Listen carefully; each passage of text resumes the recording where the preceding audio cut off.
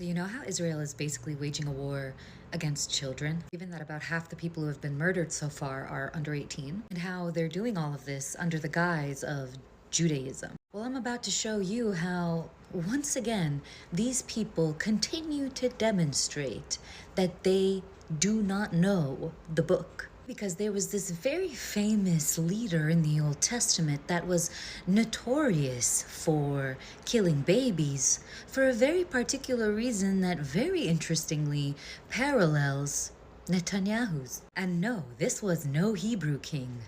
This was Pharaoh.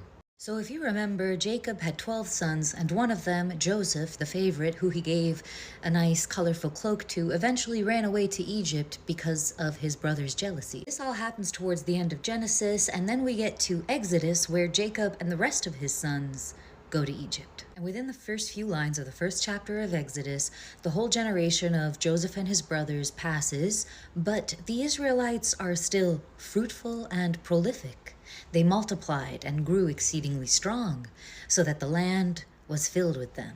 And then Exodus 1:8 says that now a new king arose over Egypt, who did not know Joseph. And they say who did not know Joseph because Joseph in the Old Kingdom was very important to the king. He was a vizier, I believe. He was also a dream reader, and Potiphar's wife was in love with him and he rejected her, and it was a whole thing. Side note, I believe that in the Quran, Joseph was so beautiful that the maids of Pharaoh, when they saw him walk into the room, cut their hands with the knives they were using or something because they couldn't look away from him. So anyway, a new king is in Egypt and he's looking out over his kingdom, and then he realizes there are a lot of Israelites. So he goes out to make an announcement to his people, and he's like, "People of Egypt, we are surrounded by Israelites. There are too many of them and they're becoming too powerful. In order to keep them from increasing and joining our enemies in more, we must treat them like shit." And so begins the oppression of the Israelites by Pharaoh and the Egyptian people. But the more that they were oppressed, the Bible says, the more they multiplied and spread, so that the Egyptians came to dread the Israelites. But they kept oppressing, and the Israelites kept multiplying, and eventually Pharaoh was like,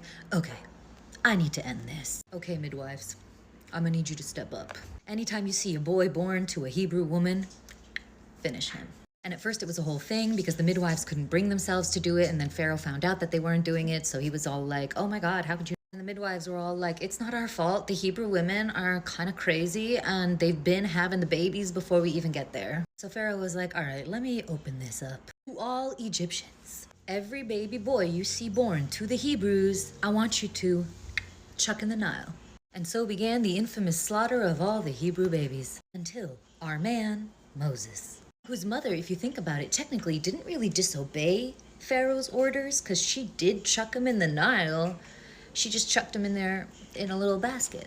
But what's really interesting is that even though the Zionist leaders want to associate themselves with the ancient Hebrews, it's Pharaoh who had a demographic problem, just like they do. It's Pharaoh who's stripping the rights of these people who just keep multiplying. And it's Pharaoh who's trying to cut their opportunity as a people off at the knees by essentially slaughtering their children. See, because the Zionists know what they're doing. Just like Pharaoh, they're not just taking care of the problem they have now, they're taking care of tomorrow's problem. And at the same time, they got Palestinian hostages cooped up in their prisons because they know that the next hero, the next freedom fighter, the Palestinian Moses, he's probably behind bars. Remind me again how long Nelson Mandela was in prison before they freed South Africa? So it's also understandable why Netanyahu wouldn't want to do this hostage deal. But I'm pretty hype about a Palestinian Moses, but what do you think?